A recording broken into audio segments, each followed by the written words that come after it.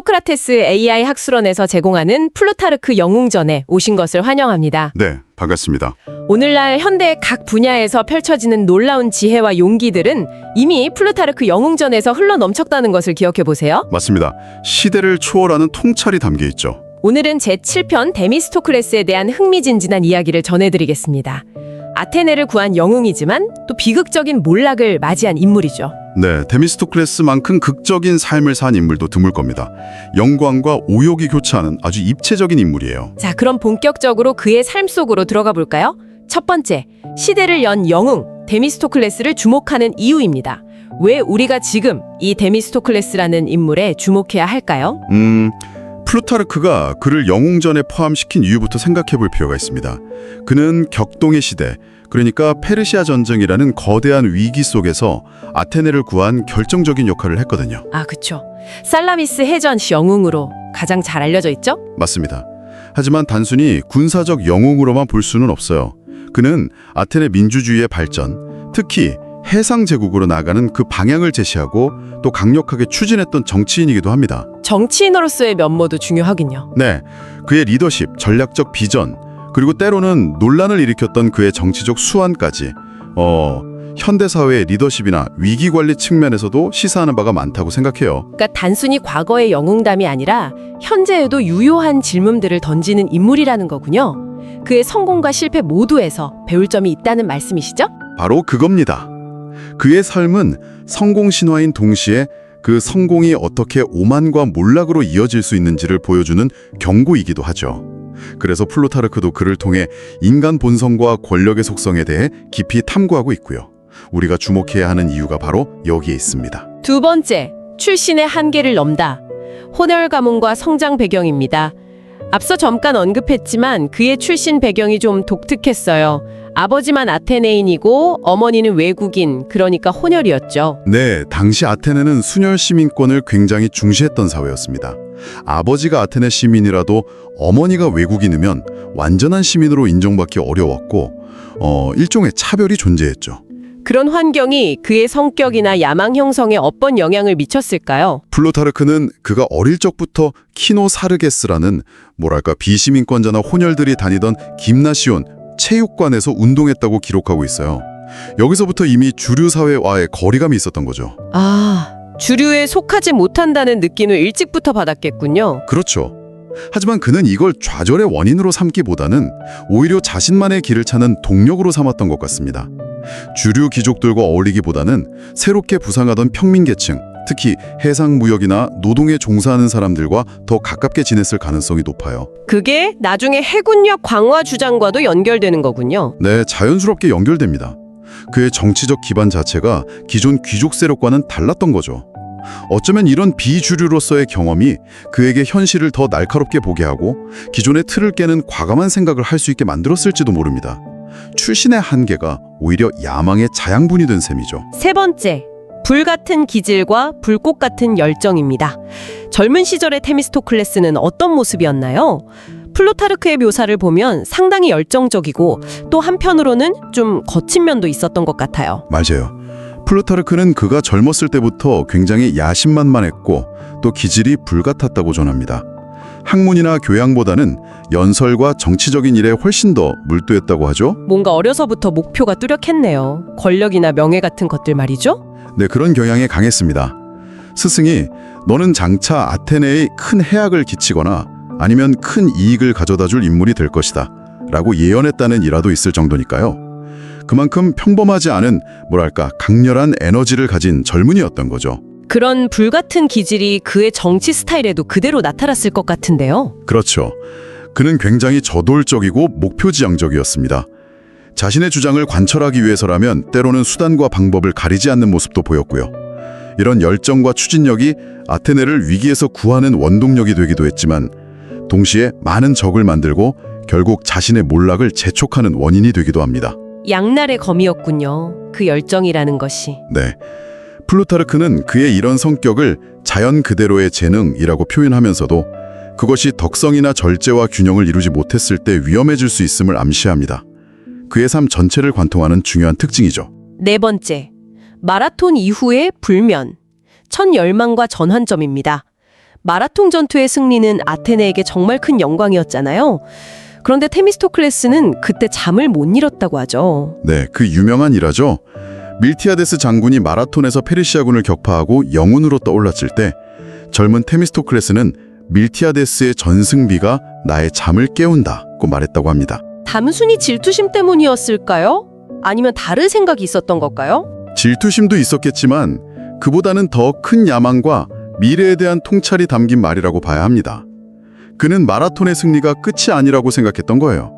페르시아라는 거대한 제국의 위협은 여전히 존재하고 특히 바다를 통한 위협이 더 커질 것이라고 내다본 거죠. 아, 육지에서의 한 번의 승리에 만족하지 않고 해상에서의 위협을 간파했다는 거군요. 그렇습니다. 이것이 그의 첫 번째 중요한 전환점이자 그의 핵심 전략인 해군력 강화로 나아가는 출발점이 됩니다. 남들이 승리에 취해 있을 때 그는 홀로 미래의 위기를 대비하며 더 큰 영광을 꿈꿨던 거죠. 그 불면의 밤들이 아테네의 미래를 바꿀 구상을 잉태했던 겁니다. 정말 남다른 통찰력이네요. 그 젊은 나이에 그런 생각을 했다는 것이? 네, 평범한 인물은 아니었죠. 그의 야망은 단순한 개인의 성공욕을 넘어서 아테네라는 공동체의 운명과 연결되어 있었다고 볼 수 있습니다. 다섯 번째, 아레테의 화신, 민중정치의 설계자.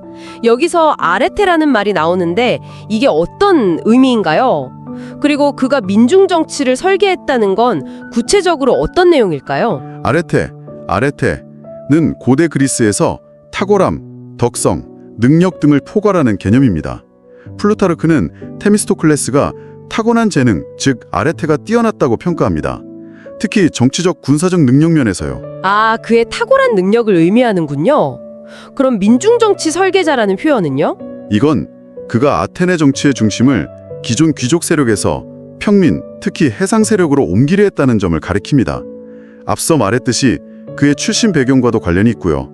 그는 해군력 강화가 단순히 국방력 증강뿐 아니라 노젓는 수군으로 참여하는 평민들의 정치적 발언권을 높여줄 것이라고 생각했습니다. 해군력 강화가 민주화 발전과 연결된다는 거네요? 네, 그렇습니다. 당시 해군의 주력인 3단 노선 트리렘에는 수많은 노자비가 필요했는데 이들은 대부분 재산이 적은 하층 시민들이었거든요. 이들의 역할이 커지면 자연스럽게 정치적 목소리도 커질 수밖에 없죠. 테미스토클레스는 이걸 간파하고 해군 건설을 통해 자신의 정치적 기반을 다지는 동시에 아테네 민주정을 새로운 방향으로 이끌려고 했던 겁니다. 단순히 군사 전략가가 아니라 정치 구조의 변화까지 염두에 둔 큰 그림을 그린 거군요. 맞습니다. 그는 라우리움 은광에서 나온 막대한 수익을 시민들에게 분배하자는 달콤한 제안 대신 그 돈으로 함대 100척, 나중에는 200척까지 건조하자고 설득했죠. 이건 엄청난 정치적 결단이었습니다. 당장의 인기보다는 국가의 미래를 위한 투자를 선택한 거죠. 물론 이 과정에서 엄청난 반대에 부딪히게 됩니다. 여섯 번째, 경쟁자 아리스티데스와의 첨예함 대립. 바로 그 반대의 핵심에 아리스티데스라는 인물이 있었군요. 정의로운 자라는 별명으로 유명한 사람인데 왜 테미스토클레스와 대립했나요? 네, 아리스티데스는 청렴하고 강직한 성품으로 명망이 높았던 인물입니다. 별명 그대로 정의를 중시했죠. 그가 테미스토클레스와 대립한 이유는 여러 가지가 있겠지만 가장 큰 것은 역시 라우리움 은광 수익금 사용 문제와 해군력 강화 정책에 대한 견해 차이였습니다. 아리스티데스는 해군력 강화에 반대했던 건가요? 반대했다기보다는 테미스토클레스의 방식에 동의하지 않았다고 보는 게 맞을 것 같습니다. 아리스티데스는 전통적인 중장보병 중심의 육군력을 더 중시했을 수도 있고 또 테미스토클레스의 급진적인 정책 추진 방식이나 어쩌면 그의 개인적인 야심을 경계했을 수도 있습니다. 플루타르크는 이 두 사람의 대립을 아테네 전체를 양분할 정도였다고 묘사합니다. 정말 치열했군요. 성향 자체가 많이 달랐던 것 같아요. 한 명은 혁신적이고 현실적인 정치가, 다른 한 명은 원칙과 정의를 중시하는 이상적인 정치가처럼 보이기도 하고요. 네, 그런 면이 있습니다. 결국 이 대립은 도편 추방법을 통해 결판이 나게 되죠. 테미스토클레스는 시민들을 설득하여 아리스티데스를 도편 추방 투표에 붙이고 결국 그를 아테네에서 10년간 추방시키는 데 성공합니다. 자신의 정책을 관철하기 위해 경쟁자를 제거한 셈인데 이건 좀 냉혹하게 느껴지네요. 그렇죠. 여기서 테미스토클레스의 정치적 수완과 냉혹함이 동시에 드러납니다. 그는 아테네의 미래를 위해서는 자신의 비전이 반드시 필요하다고 믿었고 그걸 방해하는 가장 큰 걸림돌이 아리스티데스라고 판단했던 거죠. 물론 이 사건은 나중에 그 자신에게 부메랑이 되어 돌아옵니다. 7번째, 살라미스 해전. 전략적 승부사의 절정입니다. 아리스티데스까지 추방하며 밀어붙인 해군력 강화 정책이 드디어 빛을 발하는 순간이죠. 살라미스 해전, 정말 유명한 전투인데요. 네, 기원전 480년 페르시아의 크세르크세스 대왕이 엄청난 대군을 이끌고 다시 그리스를 침공했을 때 벌어진 해전입니다. 육지에서는 테르모필레와 아르테미시온에서 그리스 연합군이 분투했지만 결국 밀렸고 아테네는 함락될 위기에 처했죠. 정말 절체절명의 순간이었네요. 그렇습니다. 이때 테미스토클레스는 아테네 시민들을 설득해서 도시를 버리고 모두 배에 올라 살라미스 섬으로 피난하게 합니다. 그리고 바로 이 살라미스 앞바다의 좁은 해협에서 페르시아 대함대와 결전을 벌이기로 하죠. 수적으로는 페르시아 함대가 훨씬 우세하지 않았나요? 압도적으로 우세했습니다. 하지만 테미스토클레스는 바로 그 점을 역이용했죠. 좁은 해협에서는 페르시아 함대의 수적 우위가 오히려 걸림돌이 될 것이라고 판단한 겁니다. 배들이 엉치고 제대로 기동하기 어려울 테니까요. 아하, 지형을 이용한 전략이었군요. 네, 그리고 더 놀라운 것은 그가 거짓 정보를 흘려서 페르시아 함대를 유인했다는 점입니다. 자신의 충북인 시키누스를 페르시아 진영에 보내 그리스 함대가 밤에 도망치려 하니 어서 공격하라고 속인 거죠. 정말 대담한 계략인데요. 적을 속여서 자신에게 유리한 전장으로 끌어들인 거네요. 맞습니다. 결국 페르시아 함대는 좁은 살라미스 해협으로 몰려들었고 미리 대비하고 있던 그리스 함대, 특히 기동성이 뛰어난 아테네의 3단 호선들에게 큰 피해를 입고 대패하게 됩니다. 이 살라미스 해전의 승리는 페르시아 전쟁의 흐름을 완전히 바꾼 결정적인 계기가 되었죠. 테미스토클레스의 전략가적 면모가 최고조에 달한 순간이라고 할 수 있습니다. 8번째, 조력자와 적들. 아테네를 가른 인간관계입니다. 살라미스 해전의 승리로 테미스토클레스는 최고의 영웅이 되었지만 그 과정에서 그리고 그 이후에도 그의 인간관계는 상당히 복잡했던 것 같아요. 네, 그렇습니다. 그는 뛰어난 능력을 가졌지만 동시에 그의 야심과 때로는 오만한 태도 때문에 많은 적을 만들었습니다. 아리스티데스와의 관계는 이미 살펴봤고요. 스파르타와의 관계도 미묘했습니다. 스파르타와는 어땠나요? 살라미스 해전 때는 연합군이었잖아요. 네, 당시에는 페르시아라는 공동의 적 앞에서 협력했지만 전쟁 이후 아테네의 영향력이 커지는 것을 스파르타는 상당히 경계했습니다. 특히 테미스토클레스가 아테네 성벽 재건을 강행하고 외양인 피레우스 항구를 요새화하는 것을 보고 스파르타는 불편한 심기를 드러냈죠. 아테네의 성장을 견제했던 거군요. 아테네 내부에서도 그의 독주를 비판하는 목소리가 점점 퍼졌고요. 그를 지지하는 세력도 많았지만 그의 성공을 시기하거나 그의 방식에 반대하는 귀족 세력, 그리고 스파르타와 연계된 세력들이 그를 끊임없이 공격했습니다. 영웅이 되었지만 정치적으로는 여전히 불안정한 위치에 있었던 거네요. 네, 그의 인간관계는 아테네 사회의 복잡한 역학관계를 그대로 보여줍니다. 그를 지지하는 평민 세력과 그를 견제하는 귀족 세력, 그리고 외부의 경쟁자인 스파르타까지. 이런 복잡한 관계 속에서 그는 아슬아슬한 줄타기를 하고 있었던 거죠. 그의 성공만큼이나 그의 주변에는 늘 긴장감이 감돌았습니다. 9번째 최고의 순간, 바다 위의 왕입니다. 살라미스 해전 승리 이후 테미스토클레스의 위상은 정말 대단했겠어요. 바다 위의 왕이라는 표현까지 나올 정도였으니. 네, 그야말로 절정기였죠. 그는 아테네를 구한 영웅으로 칭송받았고 그의 말 한마디에 아테네 전체가 움직일 정도의 영향력을 가졌습니다. 플루타르크는 올림피아 제전 경기 때 모든 관중이 경기는 보지 않고 테미스토클레스만 쳐다봤다는 일화를 전하기도 합니다. 와, 정말 대단한 인기였네요. 아이돌 스타 부럽지 않은데요? 그렇죠. 그는 이 기회를 놓치지 않고 아테네 재건 사업과 해군력 추가 증강에 박차를 가합니다. 특히 아테네와 외항 피레우스를 잇는 장벽 건설을 추진해서 아테네를 난공불락의 요새 도시로 만들려고 했죠. 이것은 아테네가 명실상부한 해상 제국으로 나아가는 기반을 닦은 중요한 사업이었습니다. 그의 비전이 현실화되는 순간이었군요. 네. 하지만 바로 이 시기에 그의 오만함도 커져갔다는 지적들이 나옵니다. 그는 자신의 공적을 지나치게 과시하는 경향을 보였고 때로는 독선적인 태도로 주변 사람들의 반감을 사기도 했습니다. 바다 위의 왕이라는 별칭에는 그의 높아진 위상과 함께 어쩌면 그의 위험한 자만심까지도 담겨 있었을지 모릅니다. 성공에 취했던 걸까요? 충분히 그럴 수 있습니다. 엄청난 성공 뒤에는 종종 그런 함정이 따르기 마련이죠. 플루타르크는 그의 재능과 업적을 인정하면서도 바로 이 시점부터 그의 내리막길이 시작되고 있었음을 암시하는 듯합니다. 최고의 순간이 동시에 몰락의 씨앗을 잉태하고 있었던 거죠. 10번째, 자만과 배신, 추방된 장군의 몰락입니다. 결국 그 영광은 오래가지 못했군요.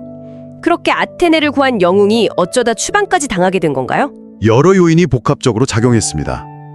앞서 말했듯이 그의 높아진 위상과 영향력에 대한 견제와 시기심이 아테네 내부에 팽배해졌습니다. 특히 전통적인 귀족 세력과 스파르타를 지지하는 세력들이 그를 위협으로 느꼈죠. 정치적인 공격이 거세졌겠군요. 네, 그들은 테미스토클레스가 과도한 권력을 휘두르며 참주, 그러니까 독재자가 되려 한다고 비난했습니다. 또한 그가 페르시아로부터 뇌물을 받았다는 의혹까지 제기되었죠. 이게 사실인지는 명확하지 않지만 당시 정적들이 그를 공격하기에 아주 좋은 필미가 되었습니다. 결정적인 추방 사유는 무엇이었나요? 결정적으로는 스파르타의 장군이었던 파우사니아스의 반역 사건에 연루되었다는 혐의를 받게 됩니다. 파우사니아스가 페르시아와 내통했다는 증거가 나왔는데 테미스토클레스 역시 이 음모를 알고도 묵인했다는 주장이 제기된 거죠. 억울한 누명이었을 수도 있겠네요. 그럴 가능성도 배제할 수 없습니다. 하지만 당시 아테네 시민들은 이미 테미스토클레스의 오만함과 권력욕에 염증을 느끼고 있었고 정적들의 선동도 효과를 발휘했습니다. 결국 그는 시민들의 불신을 받아 도편 추방 투표에 붙여졌고 자신이 아리스티데스를 몰아낼 때 사용했던 바로 그 제도에 의해 아테네에서 추방당하게 됩니다. 정말 역사의 아이러니네요. 자신이 휘둘렀던 칼에 자신이 베인 셈이니. 네, 참 씁쓸한 결말의 시작이죠. 아테네를 구한 영웅이 한순간에 배신자로 낙인 찍혀 쫓겨나는 신세가 된 겁니다. 그의 몰락은 개인의 오만함 때문만은 아니었고 당시 아테네 민주정의 불안정성, 정파 간의 치열한 암투, 그리고 외부 세력의 개입까지 복합적으로 작용한 결과라고 볼 수 있습니다. 11번째, 죽음은 타향에서. 페르시아에서의 마지막 숨결입니다. 아테네에서 쫓겨난 테미스토클레스는 어디로 갔나요? 결국 적국이었던 페르시아로 망명했다는 이야기가 충격적인데요. 네, 처음에는 아르고스 등 그리스 내 다른 폴리스들을 전전했지만 스파르타와 아테네의 추격이 계속되자 결국 살 길을 찾아 당시 페르시아 제국의 아르타크세르크세스 1세에게로 망명합니다. 한때 자신이 그토록 격렬하게 싸웠던 적국의 품으로 들어간 거죠. 페르시아 왕은 그를 어떻게 대했나요? 원수를 받아준 셈인데. 아르타크세르크세스는 의외로 그를 환대했습니다. 테미스토클레스의 명성과 능력을 높이 평가했고 그에게 마그네시아를 비롯한 소아시아의 여러 도시들을 다스리게 하며 후대했다고 전해집니다. 페르시아 입장에서는 그리스 최고의 전략가를 얻은 셈이니까요. 페르시아에서도 능력을 인정받았군요. 하지만 조국을 등졌다는 사실은 변하지 않죠. 그렇습니다. 그는 페르시아에서 부와 명예를 누렸지만 마음 한편에는 늘 조국 아테네에 대한 복잡한 감정이 있었을 겁니다. 그의 최후에 대해서는 여러 가지 설이 있습니다. 어떤 설들이 있나요? 가장 극적인 이야기는 페르시아 왕이 그리스 원정을 다시 계획하면서 테미스토클레스에게 함대 지휘를 맡기려 하자 차마 조국과 싸울 수 없어 스스로 목숨을 끊었다는 설입니다. 황소피를 마시고 자결했다는 등의 다소 전설적인 묘사도 덧붙여지고요. 조국에 대한 마지막 의리를 지키려 했다는 거군요. 네, 그런 해석이 가능하죠. 물론 병으로 자연사했다는 설도 있습니다. 어느 쪽이 진실이든 그는 결국 머나먼 타향에서 쓸쓸한 최후를 맞이하게 됩니다. 아테네 영웅이었던 그의 마지막이 적국 페르시아 땅이었다는 사실 자체가 그의 파란만장했던 삶을 상징적으로 보여주는 것 같습니다. 12번째, 플루타르크의 테미스토클레스 해석입니다. 플루타르크는 이 영웅전에 테미스토클레스를 포함시키면서 그를 어떻게 평가하고 있나요? 플루타르크는 테미스토클레스를 굉장히 복합적인 시선으로 바라봅니다. 그의 비범한 재능, 특히 위기 상황에서의 통찰력과 결단력, 전략가로서의 면모는 높이 평가합니다. 살라미스 해전의 승리는 그의 공으로 돌리죠. 긍정적인 평가가 기본적으로 깔려 있군요. 네, 하지만 동시에 그의 야망과 그 야망을 실현하는 과정에서의 도덕적인 문제점들, 예를 들어 정적을 제거하기 위해 수단을 가리지 않았던 점이나 성공 이후 보였던 오만함과 탐욕 등 부정적인 측면들도 가감없이 드러냅니다. 빛과 그림자를 동시에 조명하는 거네요. 정확합니다. 플루타르크는 테미스토클레스의 타고난 재능, 피시스가 교육과 덕성, 파이데이아, 아레테에 의해 제대로 다듬어지지 못했을 때 어떤 결과를 초래하는지를 보여주려 했던 것 같아요. 그의 재능은 아테네를 구했지만 절제되지 못한 그의 야망과 성품은 결국 자신과 공동체 모두에게 불행을 가져왔다는 거죠. 단순히 영웅담이나 위인전이 아니라 인간 본성에 대한 깊은 성찰을 담고 있는 거군요. 그렇습니다. 플루타르크 영웅전의 특징이 바로 그것이죠. 영웅들의 삶을 통해 리더십, 덕성, 운명, 인간적 한계 등 보편적인 주제들을 탐구하는 겁니다. 테미스토클레스는 그런 탐구에 아주 적합한 극적인 사례를 제공하는 인물이었고요. 플루타르크는 그를 통해 위대한 재능만으로는 충분하지 않다는 메시지를 던지고 있는 셈입니다. 13번째, 오늘날 우리에게 남기는 메시지입니다. 테미스토클레스의 삶은 2500년 전의 이야기지만 오늘날 우리에게도 여전히 많은 생각할 거리를 던져주는 것 같아요. 어떤 메시지를 얻을 수 있을까요? 가장 먼저 생각해 볼 수 있는 것은 역시 위기 시대의 리더십일 겁니다.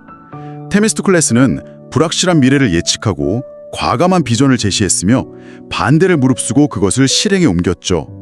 이런 통찰력과 결단력은 오늘날의 리더들에게도 여전히 요구되는 자질입니다. 네, 특히 변화와 위기가 일상화된 현대사회에서는 더욱 그렇죠. 하지만 동시에 그의 삶은 권력의 위험성을 경고합니다. 성공과 권력이 어떻게 한 인간을 오만하게 만들고 또 공동체의 전제 시스템이 왜 중요한지를 보여주죠. 아무리 뛰어난 리더라도 독선에 빠지면 위험하다는 겁니다. 민주주의 사회에서 권력의 분산과 견제가 얼마나 중요한지 다시 한번 생각하게 만들죠. 재능과 덕성의 균형 문제도 다시 한번 생각해보게 되고요. 맞습니다. 테미스토클레스의 사례는 능력이 뛰어나다고 해서 모든 것이 용납될 수는 없다는 점을 명확히 보여줍니다. 공동체를 위한 목표라 할지라도 그 과정에서의 윤리적 문제나 절차적 정당성 역시 중요하다는 메시지를 던지죠. 플루타르크가 강조했듯이 재능한 덕성과 함께 갈 때 비로소 빛을 발한다는 겁니다. 그의 삶을 통해 개인의 야망과 공동체의 이익이 어떻게 조화를 이루어야 하는지에 대한 고민도 하게 되네요. 네, 바로 그 지점입니다. 개인의 성취욕과 공동체에 대한 헌신 사이의 균형을 어떻게 잡을 것인가. 이것은 시대를 초월하여 우리 모두에게 던져지는 질문이라고 생각합니다. 결론, 시대를 이끄는 야망의 빛과 그림자. 오늘 테미스토클레스의 삶을 쭉 따라보니 정말 야망이라는 키워드가 그의 삶 전체를 관통하고 있다는 생각이 듭니다. 네, 그의 삶은 야망이 어떻게 한 시대를 열고 또 어떻게 한 인물을 파멸로 이끌 수 있는지를 극명하게 보여주는 사례죠. 그의 야망은 아테네를 페르시아의 위협에서 구하고 해상제국으로 발돋움하게 한 빛이었습니다. 하지만 그 빛이 너무 강렬했던 걸까요? 그림자도 짙게 드리워진 것 같아요. 그렇죠. 그의 야망은 때로는 공동체의 합의나 도덕적 가치를 넘어서려 했고 결국 수많은 정적을 만들고 시민들의 불신에 사서 스스로를 몰락의 길로 이끌었습니다. 야망이라는 동전의 양면, 그 빛과 그림자를 모두 보여준 셈이죠. 결국 테미스토클레스는 우리에게 위대한 리더가 갖춰야 할 자질뿐만 아니라 경계해야 할 위험성에 대해서도 동시에 가르쳐주는 인물이군요. 맞습니다. 그의 삶은 성공과 실패, 영광과 오욕, 애국심과 배신 사이를 아슬아슬하게 오가며 우리에게 끊임없이 질문을 던집니다. 무엇이 진정한 리더십인가? 개인의 야망은 어디까지 허용될 수 있는가? 재능과 덕성 중 무엇이 더 중요한가? 플루타르크가 그를 영웅전에 포함시킨 이유를 알 것 같습니다.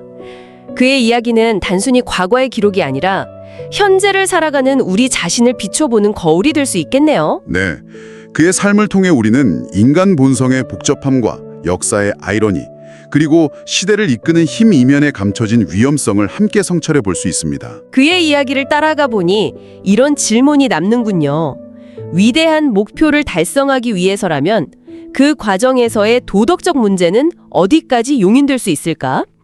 청취자 여러분께서 한번 깊이 생각해 보실 만한 질문인 것 같습니다. 네, 아주 중요한 질문입니다. 소크라테스 AI 학술원에서 제공하는 플루타르크 영웅전의 다음 차례는 제8편 카밀루스에 대한 이야기입니다. 다음 탐구에서 다시 뵙겠습니다. 감사합니다.